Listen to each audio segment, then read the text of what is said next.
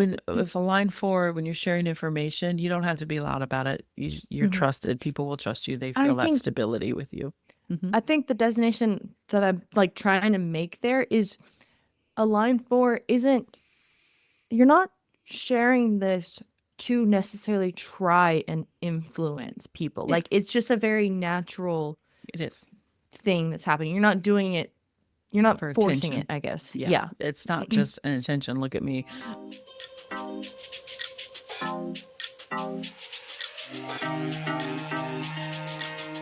Human design reveals who you are energetically and who you came here to be. I'm Dana, your human design guide. And I'm Haley, on this journey with you to uncover the power of human design. Together, we're here to explore how embracing your authentic self is the ultimate path to a life of more freedom and fulfillment. Welcome to the Human Design Hive podcast. Let's get into it. Well, hello there, Haley. How you doing? Hello. Good. Hello, it's good to see you. Are you all in recovery, resting up mode? Yes, I'm still Yes. tired. Well, we bring this up because Haley had quite the accomplishment yesterday, as of recording. Yes. Yesterday, you completed a 8-mile race.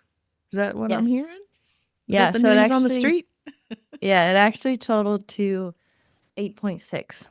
8.6. Yes, it was 8.6 miles and I think 1,200 feet of elevation gain. And Dang.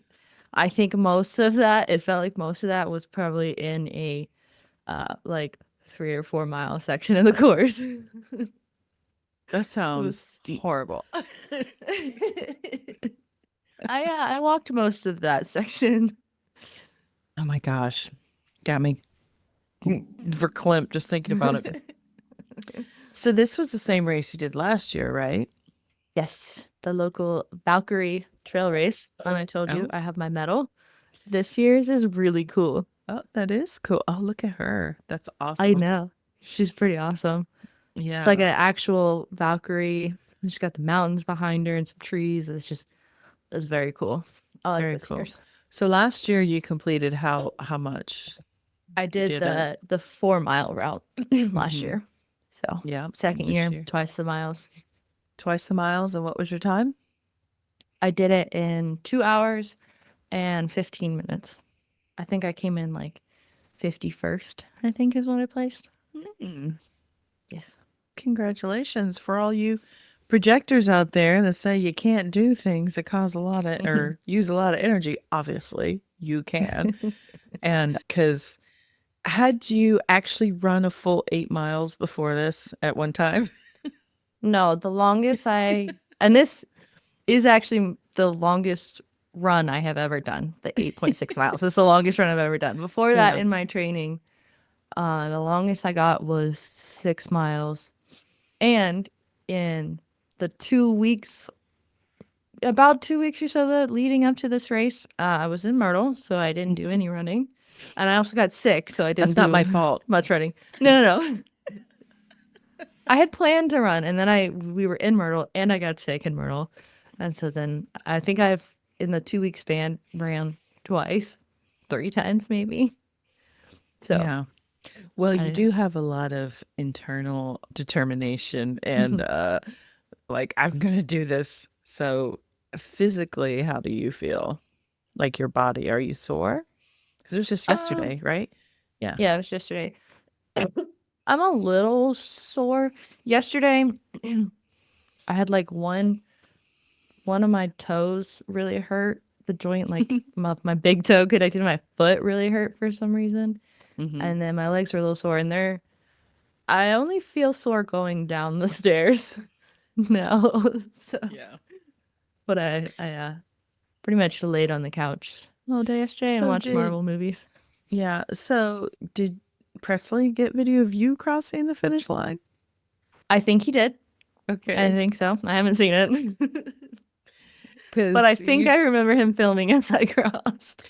because I know you filmed him crossing, and I don't know if we talked about it before. Did we talk about this before? Last time we were talking how the MC or whoever, as he was crossing his marathon race he did a couple weekends ago, And you're like, oh, here we have Presley Grooms. Oh, what a name. And What he's a like, name. Presley Grooms. I like that name. I know. Never heard anybody react that way before to I his know. name. What a name. Yeah. He's a celebrity. So congratulations on that. That's a big deal. And who knew? Who knew all that time ago, Coach, what's his name, had it right. Coach Church. Coach Church. That he thought you were there for the volleyball conditioning when you were a sophomore, was it? When you I tried the think first so. time? When you showed up in the summer for volleyball conditioning and he saw you and he said, the track tryouts are over there. They're outside. You didn't I was look like no. volleyball material to him. Hey, I will say you said he was right. He was, because I made up. So I walk up hills because I can't run them. I don't want to run them. And then I've gotten more comfortable in the last month or so. Actually, like as Presley says it, drop the hammer on the downhills. So I'm like, I'm sorry. I'm imagining Presley saying that. Drop the hammer. And So I've gotten much quicker on my downhills, and that's where I made up a lot of my time. Like I would literally, so there was this pack of probably 3 ladies in front of me that I followed most of the uphill up, because like once you got to about mile 4, that was pretty much all of the uphill, and then it was pretty much all downhill. And so I was with these ladies, and I walked up with them most of the time. And then about as soon as we started to make the descent, I was like, y'all mind if I pass you? And I passed them, and then I dropped them. I got so far ahead of them just from like being able to run quicker downhill. So I've gotten faster. But I have to say, I mean, I haven't really experienced watching you like running. So I'm impressed. I'm impressed because I know you throw yourself into everything, like literally. And so I can't imagine you just getting a good pace going downhill and then look out. Well, I want to see my max speed. Let's see my max speed from yesterday's stats. I got up to 8.7 miles per hour. My Damn. max speed. Yeah. And you managed to not tumble down the mountain. It's not that steep. No, I don't know. That's impressive. But well, congratulations on that. That's a big accomplishment. And I'll tell you what, I guess it's the thing. You move out to Colorado and you start doing all this stuff. Because Presley did that marathon, like I said. He's into running. You're into it. It's cool. You're line 6 in it. Way to go. Yep. Thanks. Speaking of line 6, Yes. we're going to move on to our profiles for today. It's not a line 6 profile, though. No. But we are talking profiles. So welcome back to our profile series. Haley and I are digging into one of the 12 profiles here each week because we find them so interesting. And I think that people really resonate with hearing about profile, whether you're interested in hearing about your own or the other people in your life, which I think is the most really, it is such a gateway into understanding human design, I think. Don't I you? mean, yeah, even like anytime on our community call when we're talking to someone that's on it, it's like, all right, what's your type and profile? Yeah. It's like the first is you ask, and then you're like, all right, okay, I got a bit to kind of understand how you operate, how you see things. So like it resonates personally, but then you can also see it in other people, and you're like, okay, I see it. Yeah, especially when you're looking at people that have profiles that aren't similar to yours. The one we're doing today is similar to mine, so there is going to be some things I can speak to, but it definitely profile is, they always say it's like the costume or the clothes you wear in this lifetime. You've got the role that you play is your type. That's what you're here as far as a role being, whether or not you're someone who initiates or responds or guides or reflects. But the profile is how you go about doing that. It's how you go through life in the sense that how you learn, how you interact with the world, how you're going to affect those around you or interact with, because basically when we're looking at profile, we're looking at the flavor of the gates that make up your sun and earth, right? Mhm. Let me say that because Mhm. usually you describe it at this point. I'll take a stab at it. But where, if you've never, I mean, if you pretty much look up any chart generator, it's just going to spit out to you what the chart you're looking at. It's going to tell you type, strategy, profile, that Mhm. stuff. But for people who are wanting to learn how to read a chart without Mhm. having it just fed to them, how do they find the profile? Where do they determine that, Haley? Yes. Okay. So the profile is going to come, like you said, from your sun and earth on both your conscious and your unconscious. So the black and the red numbers. Mm-hmm. And you start on the conscious side, the black numbers. The first line of your profile is going to be that number that is after the decimal point on that side. Mm-hmm. And then the second number is the same thing. It's going to be on on the unconscious side, the red numbers. The number after the decimal point will be the second part of your profile lines. Mm-hmm. And so, as we've said before, each gate, the sun moves through each gate throughout the year, spends about 6-ish days. So, in each gate. So, it's going to go through each line of that gate. And that's what Mhm. that decimal point is showing us, what part of the cycle that it's going through there. So, you could look at any like genetic matrix. You can go there at any time, whether you have an account or not, and it'll show you what's currently transiting. And you'll see that it just shows you the one side for what's happening today.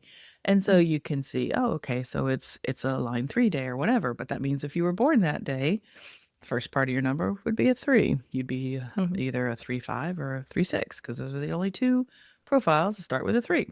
But we did 3-5 last week. This week we're going to look at the 1-4 profile. Mhm. And when we've talked about gates, since we do the gates episodes or the transit episodes, we're always talking about going through these gates. And we realize, or we know, as I just said, it goes through each line. What line we're referring to there is the I Ching component of the human design system, which is the lines of the hexagram.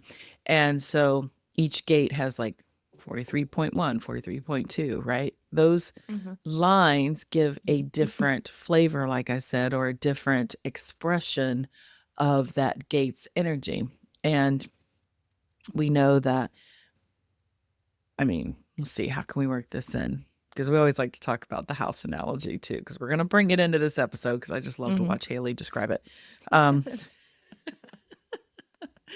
it's basically working through the different expressions of the energy. So we don't forget and get too far down the road, let's talk about real quick before we get into the 1-4 profile, Mhm. what those different lines, what kind of energy they carry, as explained by this house analogy that they use in human design. So, Haley, Okay. go.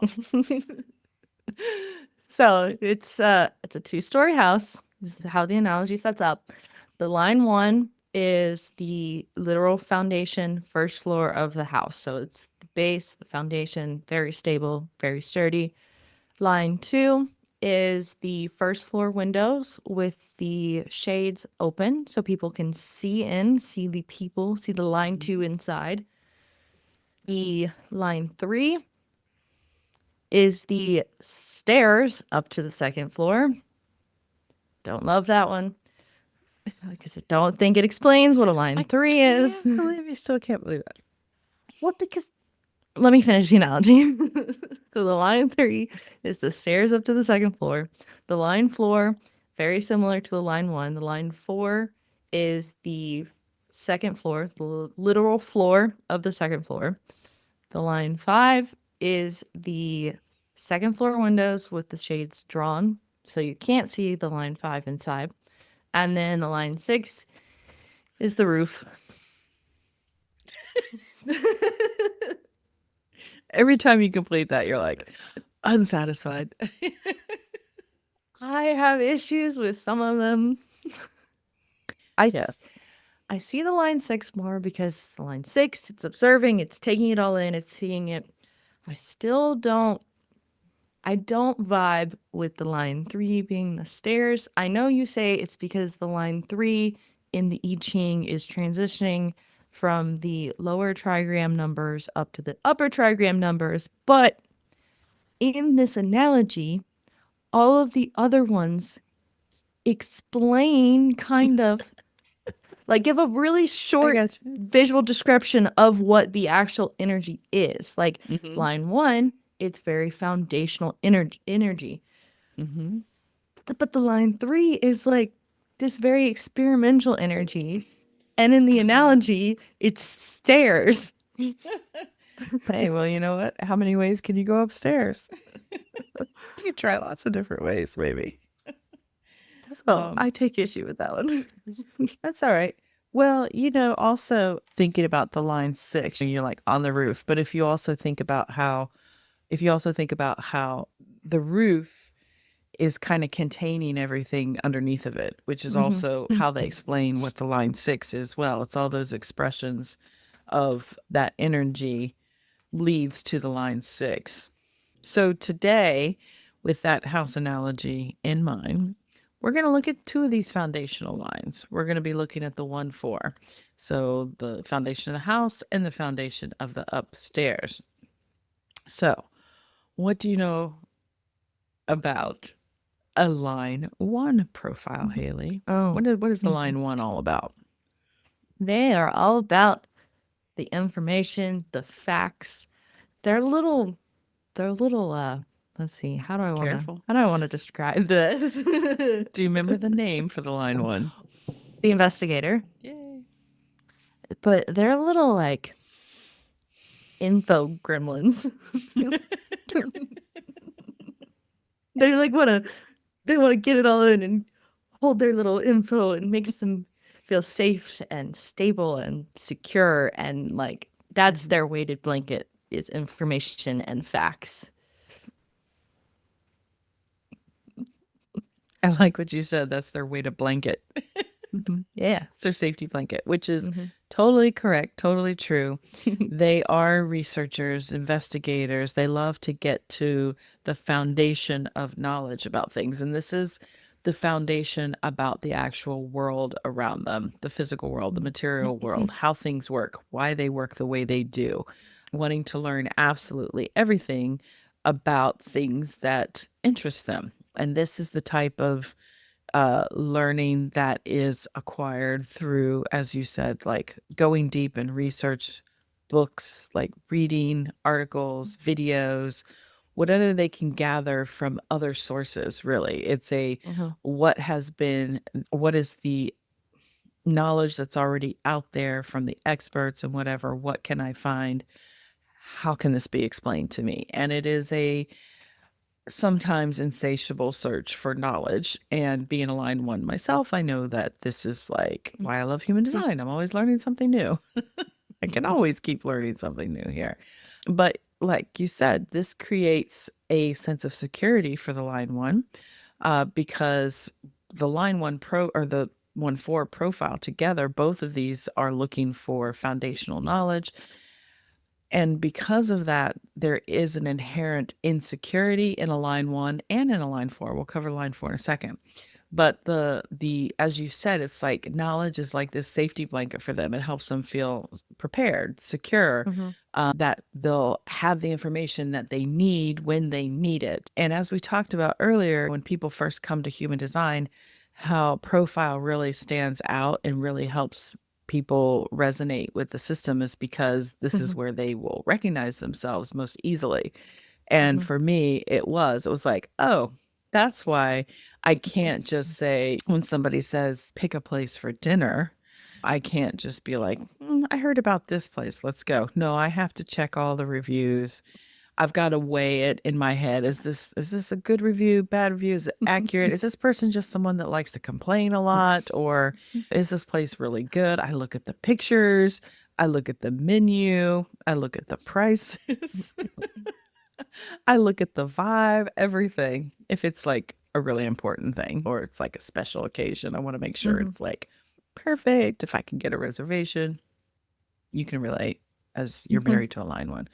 And we're Yes. raised by a line 1. Maybe a couple. And I will say with my line, it's not my Mhm. line one, my husband's line one. He is my line one. Mm-hmm.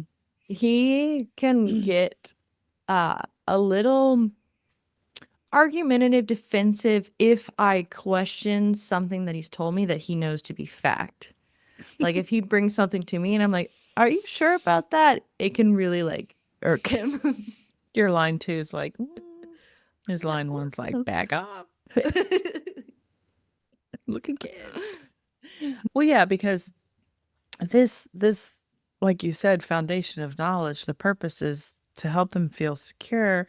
And they quite often, if he's gotten to that point of certainty, he is certain because certainty Mhm. is what helps the line one kind of get into action. And he is a 1-3, so he Mhm. will definitely be like, not only do I know this, I've gone even further and tried it out for myself. The the curiosity of the line one is what drives them. You don't always, quite often, I will say, a line one will find themselves in a rabbit hole before they realize they're in the rabbit hole. From what I hear, it's like it is literally just this curious, incredibly curious nature to question everything I see, not as maybe a different type as far as questioning validity. I question like, oh wow, how did that happen? Or oh, what does that mean? Or why do they think that? It's Mhm. like, and then I mean, Google, the internet, YouTube made for line one. Well, what did you do before all of this? I guess I don't know. Are you To just tell like you a the ball truth, of just like I don't know anything? I was so anxious.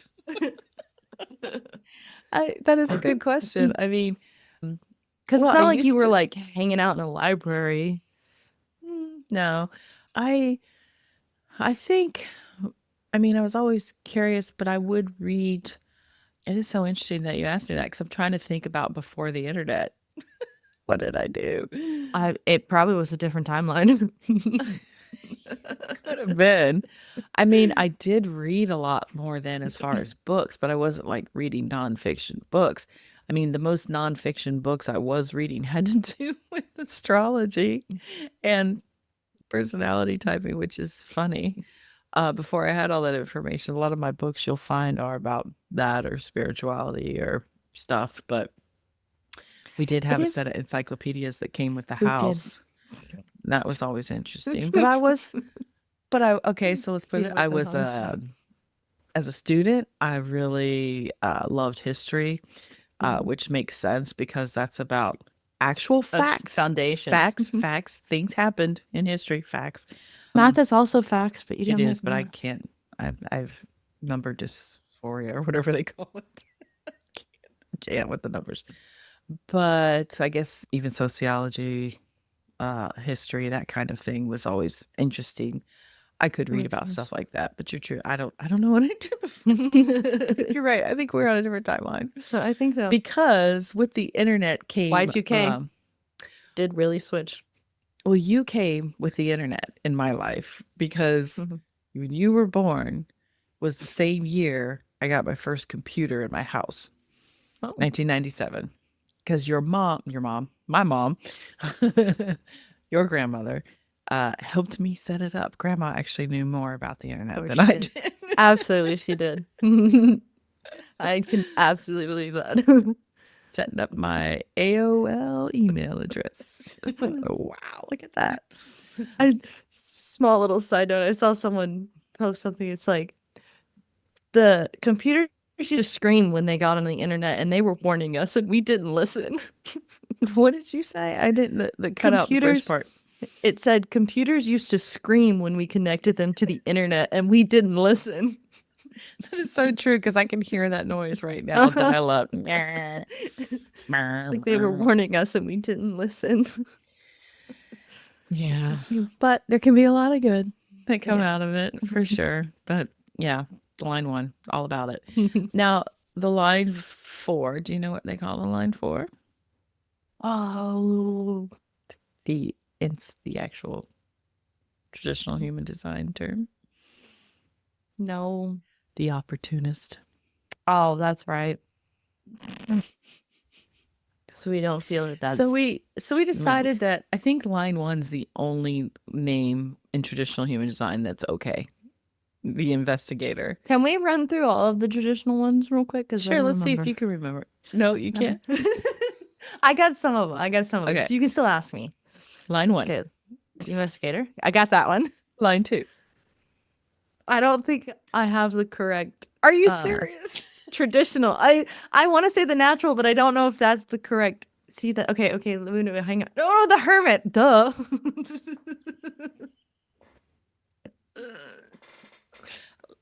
Line three. Mm-mm. Martyr. Oh. Okay. Yep. I get 3 and 5 mixed up sometimes. Mhm. Martyr. Line four. Opportunist. Line five. Heretic. Line six. Role model. Yes. Can not remember the two from your own profile. Because I can't, because we talk about obviously the traditional and the quantum, so I don't know if what I'm remembering which one that is. Like, so I know, but I don't know. Well, And the quantum, I just really like reusing for terms like type and strategy and profile, authority, all that, the centers, all those main blocks of traditional human design or of human design. I use the terms of the traditional because I don't really think that really needs to be changed as much as like some of the gates in order to help people with understanding some of those energies because Mhm. they can be a little weird. But because I mean, I don't really have another name for the line three. It is the martyr, but it's more of a description of that. And I can't remember. I think she might call. I don't even know what she calls line three. I don't even know. Mhm. Uh, because like line two, she calls a responder, but it's confusing because a generator responds. So I don't think Yeah. but it's responding when people call them out, kind of thing. And Mhm. line four. So I think line one she calls a resource, which is a good description of a It's a line good, one. yeah. They are a resource of information. The line four she calls How can you not remember the names of your profile? because I don't use these. I don't know. So we'll move on. But anyway, so the line Yeah. four we get we're that second floor foundation, right? Mhm. And I like how you came to it to describe what that foundational energy is about. What do you think this foundation of the second floor is about? Oh yeah, that's right. So the second floor in a typical two-story house is where you have a lot more of your bedrooms. So you have a lot more of this interpersonal connection and little family unit community. So it's like that's very much what the line 4 is about. It's about like your people. Exactly. And the opportunist, what it's referring to there is this is somebody who is really great at building relationships and networks. And the Mhm. opportunities, quite often for line four, come to it through its network. And so line one is about the foundation of the world and how things work. Line four is the foundation of relationships and how those work because as we said it's in the upper trigram, the lower trigram, the one two line 1 2 3 is about personal interactions, personal destiny, that kind of thing. The upper trigram 4 5 6 is called transpersonal lines, and those are about destinies or life paths that involve other people. Now, obviously, if you look at profile in human design, you see most of them are a mix of upper and lower. There's only the 4 6 profile, which carries both upper trigram numbers. I don't get it, but cons- the system considers the 4 6 as a right angle profile, meaning it has a more personal destiny, the incarnation cross associated with the 4 6. Am I getting in That's the what it, weeds? no, no, no. I'm just laughing at how not that anyone that has this profile is ridiculous, but just how ridiculous the so it's a 4 6, but it's a right angle, Cross, which yeah. makes sense. No. No, It really doesn't. because because doesn't make any sense. But then it's also only upper trigram, which is Two upper transpersonal, yeah. interacting with other people, yet it is considered a personal profile. I mean, I've even heard Karen Curry Parker say, and she studied with Broad, trained with everything, and it's like, I don't think she fully understands either. I feel like the voice just kind of threw this one in to like mess with us. Be like, let's see him figure this one out. Maybe quantum.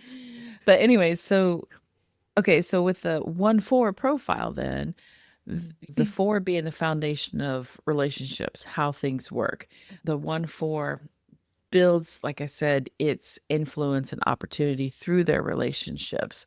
Mhm. They value obviously their close relationships, and knowing where they stand in those relationships and making them stronger helps them feel secure, right? And so this helps them also rely on their community and their people around them to help them on their life path. It's going to be the person, like, so it's the networking, which has bad connotations to it, like in sales networking, but basically it's the person that is either letting other people know, oh, I have somebody that you should meet, this is an Mhm. interesting thing. You're always like, your antenna is You're always creating up. connections. Yeah, your antenna's always up of like, oh, when you talk to somebody new, it's like, oh, you should hear about I this person, or do you know this yeah. person?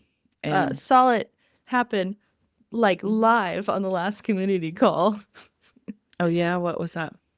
when Merritt was talking about. I think it was Merritt and Jackie were talking about things, and you're like, you're in your head Oh, listening, but you're like, you're making all these connections. You're like, oh, that could work well with this and these people and all of this, and I was like, let's hi. try it. Let's try it.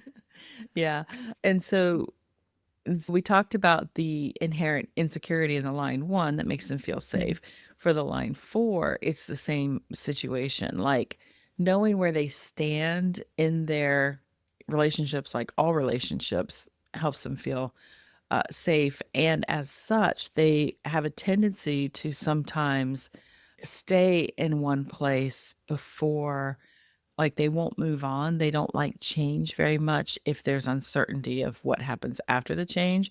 So these are the people that quite often may already have another relationship or someone they're interested in before they leave a relationship. They may do the same with jobs. They may stay in jobs for a while until they know there's a better opportunity or somewhere else they can go.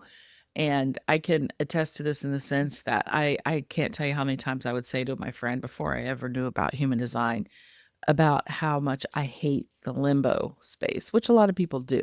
Like, a lot of people don't like being in limbo, right? But for me, it is literally like not knowing what's happening next a lot of times is very unsettling to me because I'm a line 4 as well. This is not my profile, but and so the line 4s, they are focused on the relationships. They will probably work hard at maintaining those relationships, the stability of them, because they know that this is, well, it's important to them. And if they are feeling unsettled in their relationships or their social interactions, it's not a good space to be. So as a 1-4 profile, as you can imagine, how do you see these two lines playing together as a line 1 and a line 4 in this particular profile? So Even in just this take it profile, from line 4 to line 1 to line 4. yeah, so like a line of this profile of 1-4 profile, like it's gonna be someone, like we said, they are gonna have all of this knowledge, and that's gonna be what is more prominent is probably this information gathering, this like knowledge source that they are, this information bank that they just, you can go to them and they know it. And then the 4 plays in, and it's going to be more unconscious. They're not going to necessarily realize that they may do this, but they're going to like work to share that information with their people, make the connections between their people, other people, and bring that information forward and into the bigger group as well. Yes, very much. It is about being that resource of information for their community. So they have these themes of in their lives of this cultivating this close community of allies and everything to share with them what they know. And what's interesting with the line 4 on the unconscious side, it's not that they are unaware of their networks, but it's more of a path where they can really deeply explore what it is they're interested in, and their network is kind of going to do the work for them because that unconscious energy, that side of the chart, is things that you are less aware of as the Mhm. person with that profile, but it's always working. It's very much an energy that is felt by those around you, as well as someone who values those connections. And so the people that are in your life that you are close with, they want to help you. They want to see you succeed. And knowing it's like they create that foundation for you to help you go deeper into your process so that you can then also bring that knowledge back to them, if that makes Mhm. sense. Mhm. Yeah. And so this we talk about the tension that a lot of time exists in profile because of these upper and lower trigram pairings in profile, but Mhm. this is one of those that is considered a more harmonic profile because they're both Yeah. about foundations, like very much so. But with that being both about foundations, this means it's also inherently a profile, the 1-4 and the 4-1, that there is a lot of insecurity there because they're always trying to get to feeling secure in the Mhm. world and in their relationships. So it's important to be aware of that Mhm. because these are people that, when we talk about the different lines, how they can be a challenge for you, even though these two kind of go together, there's still going to be this, you can't line one too hard and not line four, basically, Yeah. because if you line one too hard and you're always in your process and you're not working on your not working, but you're not allowing yourself to get out into the world and to be with your people and to have those social interactions to keep building your network of people, it could then lead to a situation where your information is not being shared. Also, it's important to know that as you become wise about that line 4 aspect and what's important and who you bond with, and of course these all the other things in your chart that are going to Mhm. influence how this works and how this plays out, you if you're spending too much time line wanting and you're not really expanding your network or nurturing it, let's say, there may be people in your vicinity, in your network, that aren't really your people. There may be people there, but these are the situations where what you have to share may not be as valued because you kind of planting the wrong seeds or you're planting Mhm. seeds in the wrong garden, maybe Yeah. kind of thing.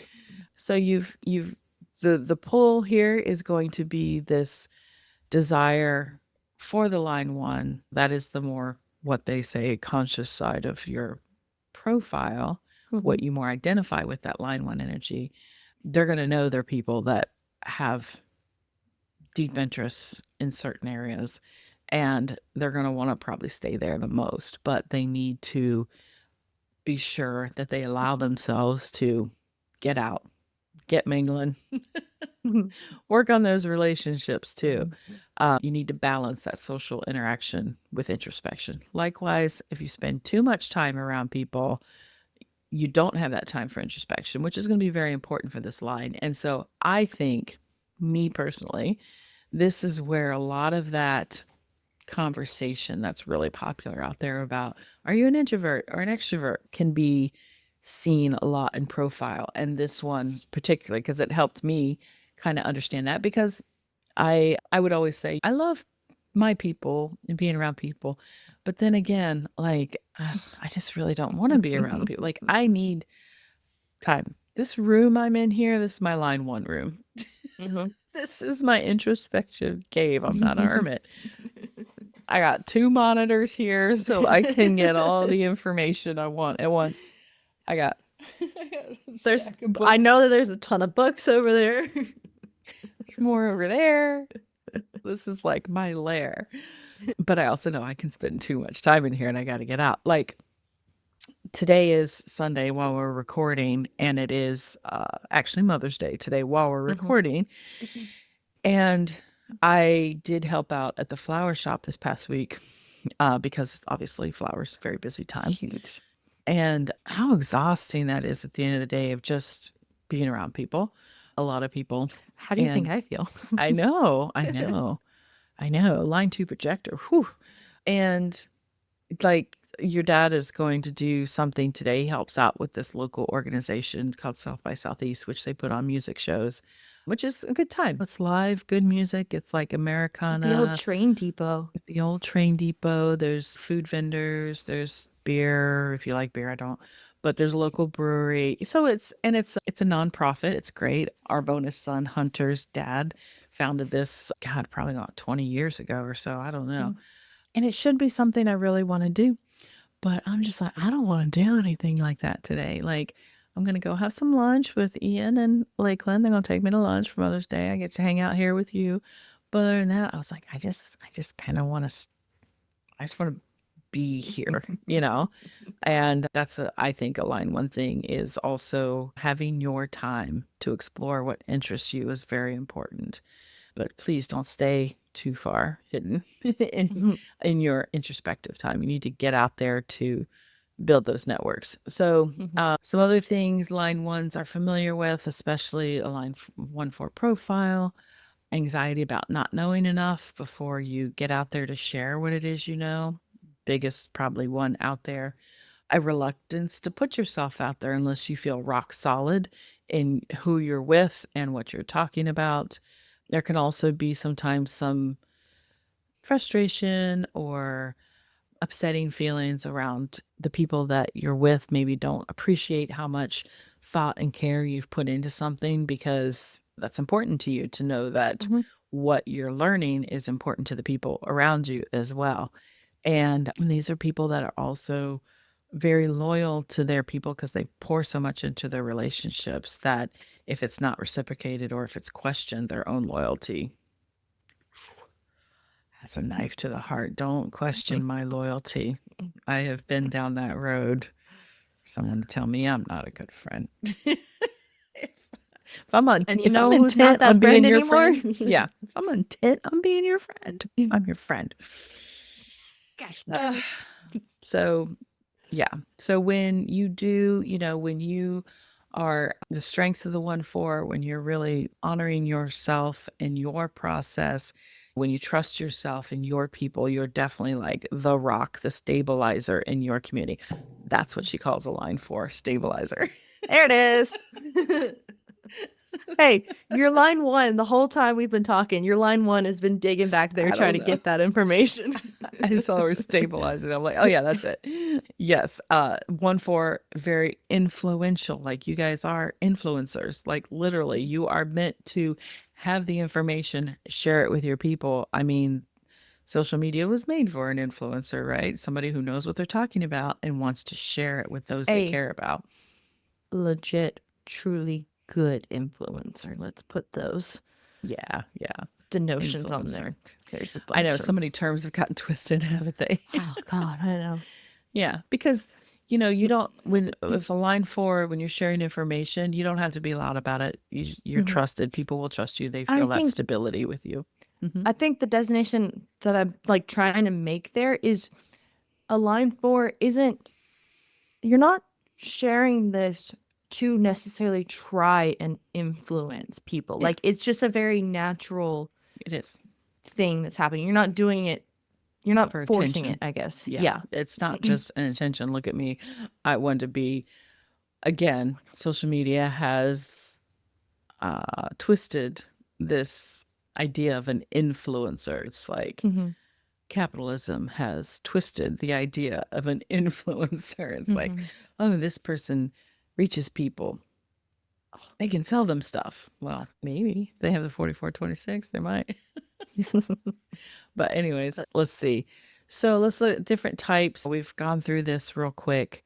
Generator types, obviously, as a 1-4, it's going to be important to follow that sacral response because the sacral response will show you what it is you're interested in learning more about, getting to the root of, but also your sacral response will help you find your people as well. Who are you interested in? And that will help you, build those strong networks of people and information so it can have that influence out. Same with the manifesting generator because you are a sacral being as well. Just have to be careful that you are trusting that sacral response. You probably are going to move quickly. There may be some rabbit holes you go down into that may not, anything come of it, but that's okay. You're here to just really follow things through in that way, maybe a little bit faster. But when if you keep tuning into that sacral response, it will let you know whether it's something you want to continue to follow, people you want to continue to be in community with or not, just to really understand that whatever it is you are interested in, your people are going to be interested in as well. The 1-4 projector, this is more of that internal process. It's going to be, in my opinion, with that line 1 as a projector, you are still following your own inner guidance where it is you want to go and what you want to be a resource for others for. And so you're going to need that time to investigate, dig deep, reflect. Then, as far as that line 4 with the projector, it's not about you going out and trying to find the right people to build your network. This is really in that unconscious side as a projector as well, where the more you kind of get into your process of investigating and what you're interested in, that I think creates that kind of lighthouse effect with the projector where they know what they know and they are deep in it and they are a resource of information. And if they own that, the people that will appreciate what they have to share will find them. Those invitations will come through their close networks or through who their networks know. That's a network, right? It's like who they know, who their community knows. So that's the projector with the 1-4. The manifester is definitely going to want to go in their direction. They're going to get that in nonverbal internal kind of spark that's going to lead them. But the informing is going to be very important because that's going to affect the people around them, their community, what they're doing. So you want to make sure that you're honoring those people in your network by using your strategy of letting them know that you may be going on a certain path or doing something, or I don't need your help right now. I'm doing this, blah, blah, blah. And that will build that community and network and loyalty so much stronger around them because people will understand that, ooh, they're on to something. They're in their vibe. Yeah, let's just like see what happens because when they're ready, they're going to let us know. When they're ready, they're going to share that spark with the rest of us, basically. And then for the reflector, again, the reflector has all undefined centers in their chart. And so they are deeply tied to their environment.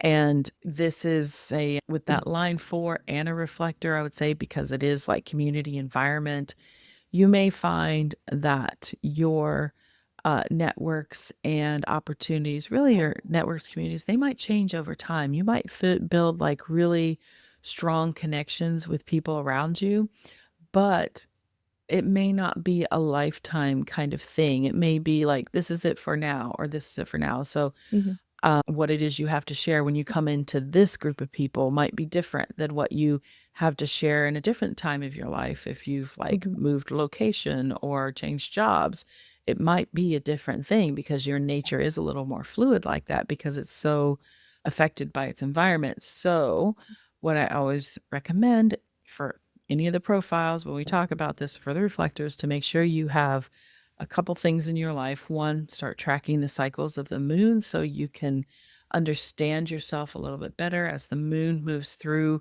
the human design mandala in a month. It's going to highlight different aspects of your chart. You're going to feel differently on some different Create days. different definition. Goodness. But also to carve out either time or space in your life where you can just be in your own presence, your own aura. It's like almost Your like own an aura. layer. Yeah, an aura detox. Might be a time when you do start exploring different things, but because you have to really get some time to yourself to understand how it is you really feel, who you really are. And so that when you go into the next situation, you don't get yourself too lost in that community, because they can, with an undefined G center and everything else, they can, even though they're built for being this mirror to their environment, they also can tend to take on different roles and different identities in their lives because of that openness in their chart. So just understand that you might have lots of different networks and lots of different communities in your life. It's possible. You just need to, and you may not, but you just need to like make sure that you take that time to make sure that's still the place you want to be in, that it still feels good to you to be with those people sharing what it is you have to share. Okay.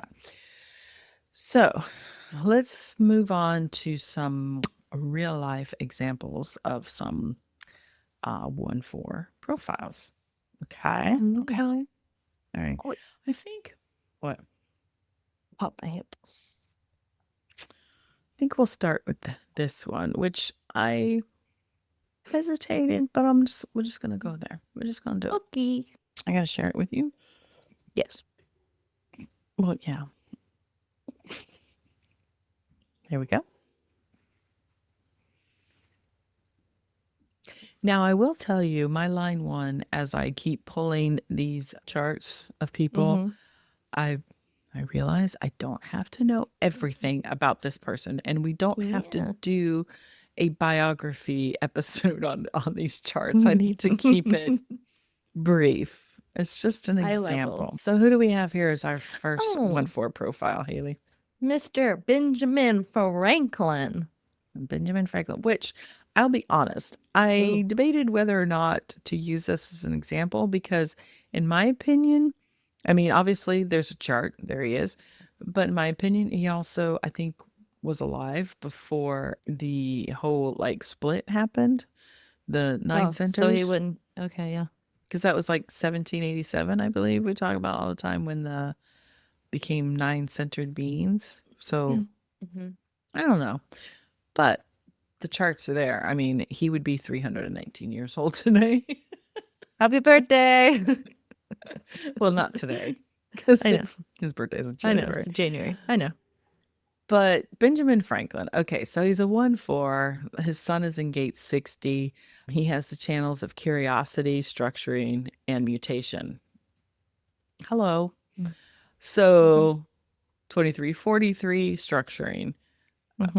Bringing forth new ideas. 60 and 3, mutation, bringing that old into the new. There was something new that wants to come through, making sense out of the chaos. Hello, American Revolution. I mean, and also the frickin' flying a kite in a thunderstorm. Like, it's pretty shocking. It doesn't have to be, it doesn't have shock, but very, when you can look back at design, you're like, holy shit, oh, he's on the right angle cross of laws. But it's like he was built for what he did. I mean, the curiosity channel there is ideas, new ideas, the 4323, like whole new ways of doing things. And the birth of this nation as it is in America was something totally radically new. Just nothing like this existed. Yeah, and I find it so interesting. His ajna, he has all 3 of those gates hanging to the head. So, like, he is ready to get every bit of information. Downwards. That's right. Completely open head center, but with all those connecting ajna gates ready. You're right. Yeah. So he probably was always receiving new ideas, new thoughts, because he also has that 4323, which was in his south and north node on both sides. And so Uh, but as a 1/4, I think they mentioned like all the things that he was kind of known for, not just hold on one second, let me pause this. So you have this in him, this introspection and this connection kind of energy of the 1/4. Mhm. And he was Benjamin Franklin in particular. He had lots of different interests. And it's funny because this person and the other two talk about, but they talked about Benjamin Franklin being one of the first like polymaths, not one Mm. of the first, but he definitely was a polymath. He had so many different interest. He is a generator, is a pure generator. But, he was active as a writer, a scientist, inventor, statesman, diplomat, printer, publisher, political philosopher. He was the printer editor of his the newspaper. He also wrote that Poor Richard's Almanac. Like this man was a wealth of information, no doubt Mhm. about it. And you can see in his design, this was all kind of new and radical ways of looking at things. And he definitely carried a lot of influence. People Mhm. would be paying attention to and listening to what he had to say. It was just his natural way of doing things. And especially his son being in that gate 60, the gate of limitation, that is also sort of, in my mind, kind of that foundational energy in a way too, because that's the one where it's like understanding the limitations of what you need to, there's more of a conservative It's the hold there. that's the one that's like, don't throw the baby out with the bathwater. Yeah, to understand that you're moving towards progress, but there's also limitations in certain ways. You can't just like throw everything away and start over. There is knowledge to be gained on what has occurred, and you get to discern what to bring forward. And so there was so much of that energy in his chart of bringing forth these new ideas, which he certainly did in his Mhm. very unique 1/4 way. Yeah. So that's Benjamin Franklin. Let's move on to Oh, the Ben next Frank. one. Mhm. So who do we have now, Haley? We have Albert Einstein. Yes, we have another somewhat of a polymath, but a guy who's really into So math. far, there's a theme. Yes. Yeah, kind of Wow. intellectuals. Wow. What do you say? He's Well, just looking at his chart. There's so much. there is a lot. And this guy, of course, everybody's known Albert Einstein as all his scientific exploration. He definitely studied deeply, shared his insights with the world through his connections, through strategic partnerships.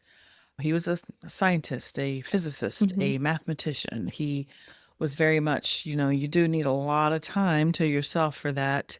And basically, as I was reading a little bit about his life, before I had certain things I already knew about him, but then also as learning more about his like career achievements, let's say, it kind of snowballed around him, I think, after he published his paper about the relativity and all this other stuff. Like he did things that his math, maybe it's that 4130 channel, but he had a way of, well, he has completely open head and not completely open head, undefined ajna.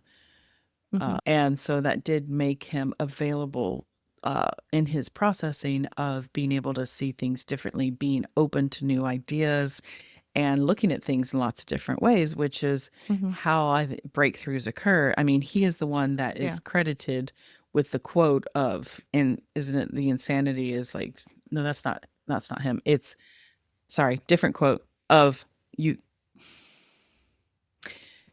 you cannot find the solution by being like in the space of the problem kind of thing. But basically what he was saying was like, that was a really butchered way of saying you can't keep thinking the same way and doing the same thing. You can't be in the problem mindset and hope to find a solution, Yeah. which is interesting because he has gate 24 defined in his undefined ajna, and that's in Yeah. his Neptune placement. So it is kind of his Mhm. hidden genius is I that was I was like aha. looking at his ajna, like the way, like you're saying, the way that he receives the information is those aha moments. But then it's very interesting because he has the 17 and the 13. So he has like the abstract side of it and the scientific side of forming his opinions of it. And so it's like interesting the way that it comes in and how he would have formed his opinions about it and brought things forward.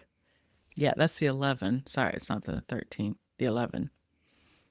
I think you said 13. But the 11 is his Oh. unconscious son, which is gate of ideas. And ideas shared because it's a line 4 as well. That's those ideas were meant to be shared with the world. But as I was listening to you, I was just really enjoying hearing you talk like a human design reader. Analyzing his chart, I was like, she's doing it. She's a lot too. She's doing it. But you're right, because he could explain it in either way. You know, he has the ability to share his ideas, but also present them in a very logical way, which is what he did. And he has the channels of 4130, like I said, recognition. He has 59-6 mating, and he has the 2551 initiation. And so shocking things happened. He sometimes is the precipitator of them. Sometimes it happens to him. That's what happens with that gate 51. What I wanted to discuss, though, because we all know he was a scientific genius.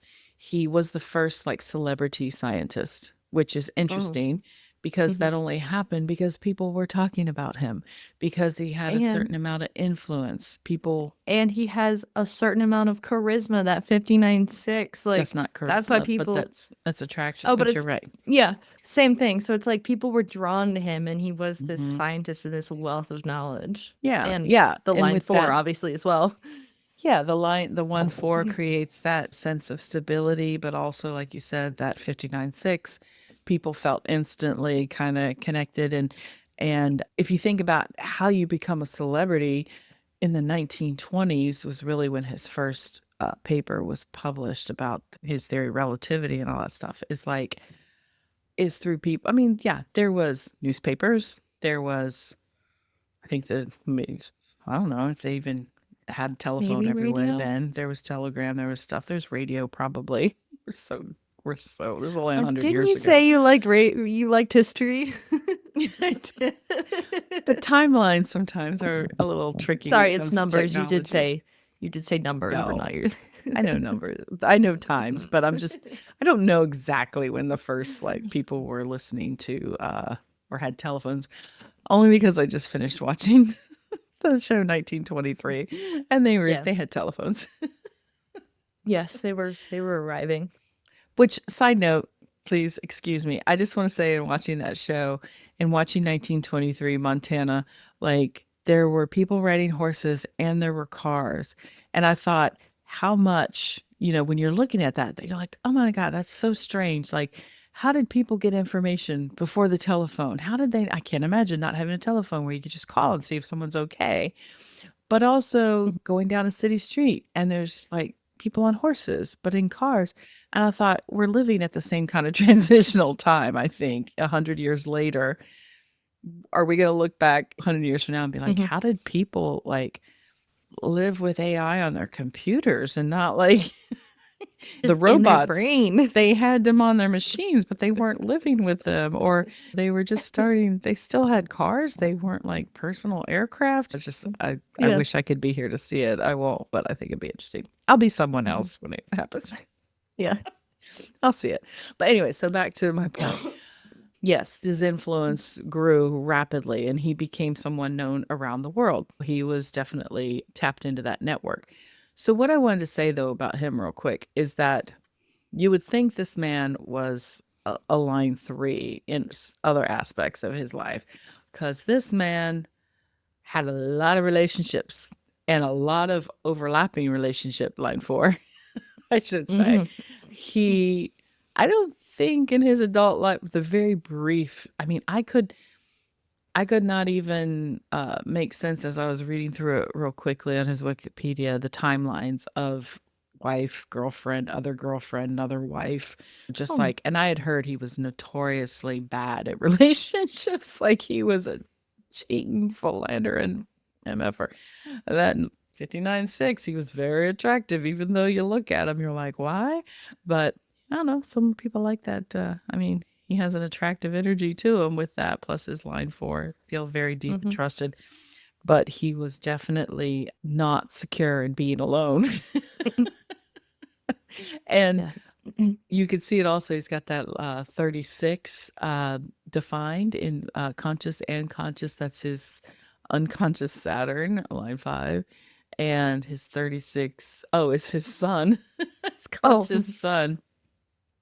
So like that channel there in particular is transitoriness, but that there is that insecurity in that 36 as well, is feeling insecure. They say a lot of times in sexual relationships or any kind of emotional relationships, emotional energy, it's looking for something new a lot. And hello, he was always looking and he was finding.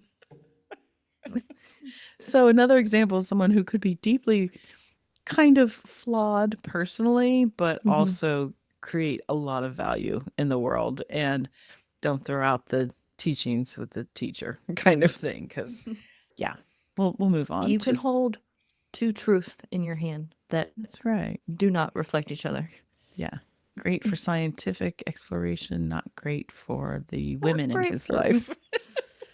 Yeah. All right, let me send you the last one here real quick. Okay. I'll be honest, I don't know a whole lot, just highlight reel, but that's okay. That's all we need to know. Okay, let's see if you know who this is. Gloria Steinem. Gloria Steinem. Do you know who she is? I don't think so. Well, you should. Let me look her up. Because maybe I'll recognize her. No, you won't recognize her. Oh. She's not that kind of celebrity, but she's incredibly important to women. Okay. Because she's one of the first leading voices in the feminist movement in the 60s and 70s. She is known as a journalist, primarily an investigative journalist. How you like that? And it was interesting because I was trying to read a little bit about her, because I don't know a lot about her, but it was talking about how her mother, I think, had some, as she was growing up, had developed kind of, or it started to surface like a personality disorder of some sort, created a lot of instability. And I think her family broke up because of it. And her mother was kind of seen as a unstable woman, but also treated unfairly because she was born in 1934, Gloria Steinem. And so when she was growing up, that was still, there wasn't a lot of equal protections, opportunities for women. And so there was a lot of things placed upon her mother and judgments and everything else for like being single, having children, and being a little bit harder for her to function in the world because she was also dealing with mental illness. And I think I would say that probably influenced how she went about the rest of her life. Of she's got the 1858 of knowing what needs to be corrected in the collective. She definitely was working on that. She has the 5720, the brainwave, which is the intuitive knowing of what to do in the moment. She has the 1333, the prodigal, but also that is about changing the narrative, retelling. Oh. What stories do you want to tell? What do you want to know? What are we going to, who are we going to be? What are we going to shape? What have we learned? She also has the 1762 acceptance, which is taking that logical information and being able to transform or transmit, the information that we need to test the theory, to move forward, to change something, right? Through the logical process. And she has the 4037, the channel of community, which also she was as a line 4. And with that, she did build her own little, like the feminist community. But it was interesting. I was trying to find the quote I was thinking about. Oh, I know what it was. It was because in 69, she was for New York Magazine. She worked for New York Magazine. She was covering at the time what was called an abortion speak out for basically abortion rights. This Mhm. is why I think you'd be interested to hear this. No, but she had an abortion herself at the age of 22.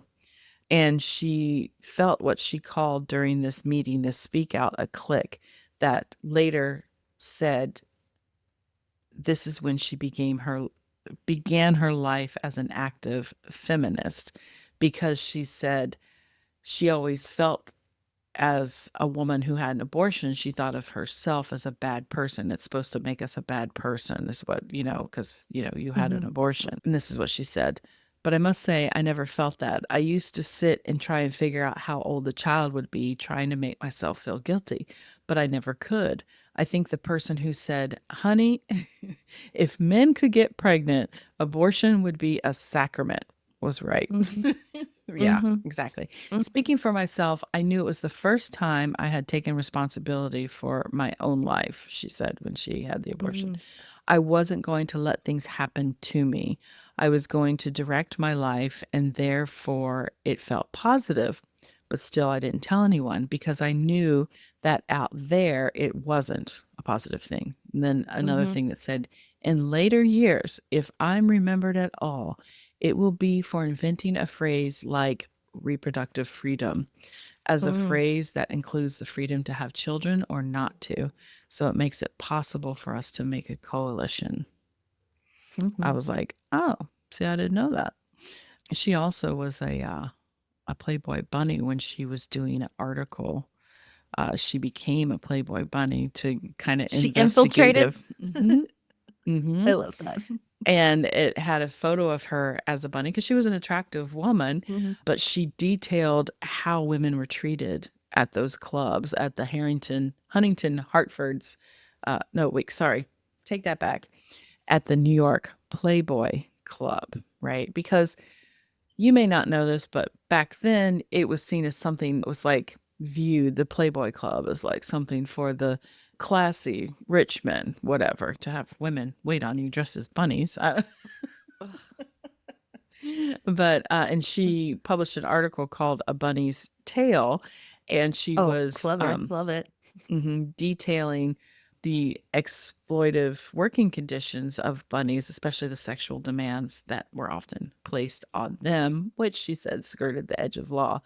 And what's interesting, after this published, even though it was such an expose, she had trouble landing other assignments, not because of that, but because she was viewed now as a Playboy bunny because there was pictures out there.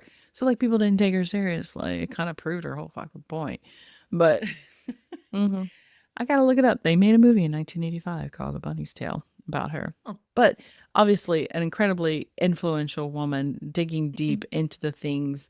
And for her, it was political activism, it was Mhm. feminism, it was having that influence on the people around her. And it was very much led by what was personally important and interesting to her. There's so much about Mhm. her that could go on and on about, Mhm. but I don't know if um we mhm. mentioned that she's a manifester. Did we mention that? I think that was something we I think we forgot to said it. mention. Yep. I think we said it off camera, but we didn't Yes. say it while we're So recording. put that in Yes. there. Yes, she is a Emotional manifester. emotional manifester. So again, would have had more reception, probably better reception of what she wanted to share when she was letting people know she was in a process, which I imagine doing that investigative work and being a journalist, being a writer, she would often have to go into that like alone time. Mhm. And being a manifester as well can, as a woman, can feel generally kind of uh polarizing or whatever to people on the outside if they don't understand her, if they're not within her influence, let's say. Because like I said, she is a, depending on who you talk to about Gloria Steinem, she'll either be like a pariah, you, like I said, you think she was a line five, or held in high esteem, which I think, like we said, just lends to her one foreign nature of, if she's planting the right seeds and she's in the right community, the people that are around her. She doesn't need to go change other people's minds. She's Mhm. not a line 5 in that aspect where she doesn't have to have that broad universal thing. Her network is what made what she did and what she was interested in become more universally accepted. She started where she was with the people that understood her and would be around her. Mhm. That would be how a line 1 or how a 1-4 works. So, Mhm. anything else to say about that? Nope. Mm-mm. She does have a defined throat. That's 1762. She is here to was here to share those She's got it opinions. defined. She's got it defined 3 different ways. So she's got 3 different connections to the throat. Well, designed to speak her mind, I guess, is what I was trying Mhm. to say, is what I meant And to say. And from her heart and from her reshaping it, intuition. and yeah. Mhm. Yeah. All right. So that's that. So I think we've covered the 1-4. Just know that you don't need to know everything, just enough to get started. You can move slowly. You're someone who's going to build depth over time to help grow your network. Trust that your foundations and your knowledge and everything are stronger than you think. And you don't have to be super loud in order to influence. You just have to be deeply rooted in your own knowledge, understanding. Your networks will help get that word out for you, as we just said. You're not here to necessarily chase the spotlight. You're here to kind of create those solid foundations for others to then build upon and Mhm. expand. So that's the 1-4. Anything Yeah. else about that, Haley? I don't think so. Well, since we've come to the end of the episode, that means it is time for The incarnation cross of the week. I'm getting better at it. I'm trying to It remember how to only tee you up. took. It only took. I don't know how long we doing these. 100 episodes, maybe. We're finally hitting our groove. Hey, man, listen, generator, slow and steady. Okay. All right. I'll get you there. Yes. So it's the end of the episode. We like to end with the incarnation cross that we highlight every episode because there are 192 incarnation crosses in the human design system. It is deeply tied to profile. We were kind of talking about it earlier. If you didn't know what the hell we were talking about earlier, when we were talking about right angle, left angle, basically the crosses are comprised of Haley, incarnation cross. Where do we get that from? Well, the incarnation cross comes from the sun and the earth on both sides of your chart. So it's going to start. The leading gates are going to be your sun and earth on your conscious side, and then the second set is going to be your unconscious side. Correct. And so this is basically the largest expression of your energy. The energies in your chart are all coming out through this like sun and earth gates. And so cross is viewed as really an encapsulation of kind of what you're here for, what your purpose is, how you are going to influence others. The energy you bring in the room is your incarnation cross. And so, like anything else, there's shadows and highlights and gifts and everything, highs and lows expression. But what we like to focus on here is kind of an optimal expression, an aspirational version of the cross to help you understand that when you are just following your type, strategy, and authority, you start getting in alignment with how it is you're meant to function and interact in the world. And then these gifts that you have to share with the world just naturally come out of you. You don't have to like force anything. You don't have to think about your cross. All you have to do is learn whether you're supposed to respond or to Thank you. initiate, and then just whether you need to take your time with decisions or just trust your gut. Do those things, your cross is just going to naturally unfold. And it's a blessing to all of us. So this week, we are highlighting the right angle cross of rulership. So, as a right angle cross, Haley, what type of profile would this be? So it either the profile starts with a 1, 2, or 3, or it's a 4, 6. Correct. As we said earlier in the episode. WTF, we don't know. But yes, so that means the right angle cross is your path and quote unquote purpose is more of a personal destiny in the sense that your learnings, your path, whatever, is going to be kind of gained on that more personal level through your own introspection and your own path and your own process. Anyways, I know last week I went on and on about cross. So I will try we to did a mini deep dive. wrap it up here. Okay. So this cross consists of, on the conscious side of the chart, Sun in gate 22, openness, Earth in gate 47, realization. Then on the unconscious, the left side of the chart in red is the Sun is in gate 26, referred to as, sometimes referred to as the egoist, but also the trickster. And then Earth is gate 45, the gatherer. So we have openness, realization, trickster, and Gatherer. gatherer. Gatherer.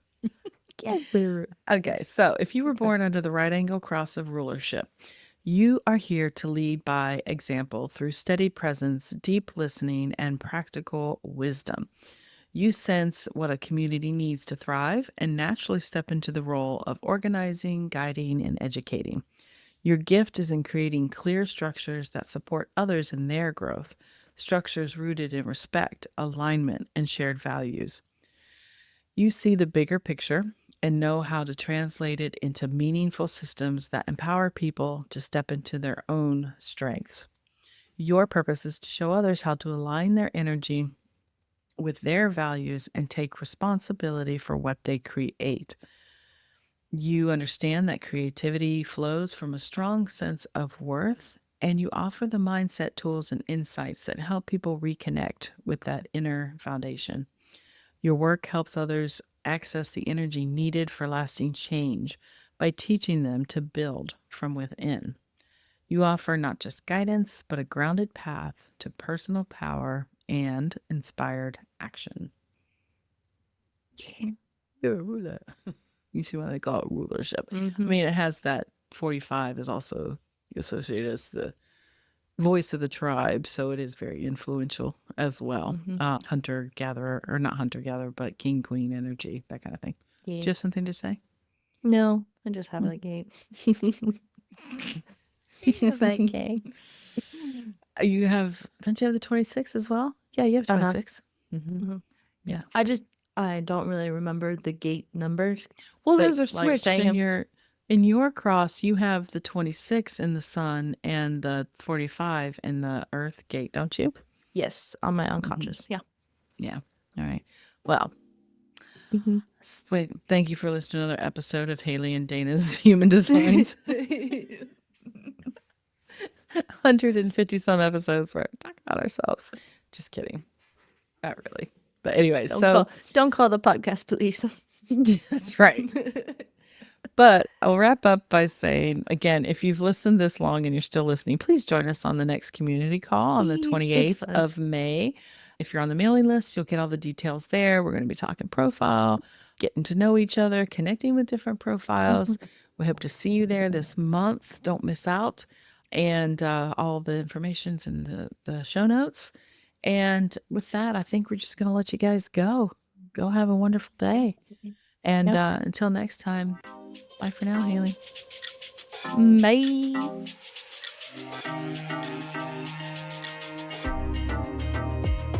You made it all the way to the end of today's episode, so you must have liked what you heard. If you did, make sure you subscribe so you never miss an episode, and perhaps leave us a good review. And if you know someone who wants to dig into all things human design with us, make sure you share the Human Design Hive podcast with them. We'd really appreciate it. Thanks for listening.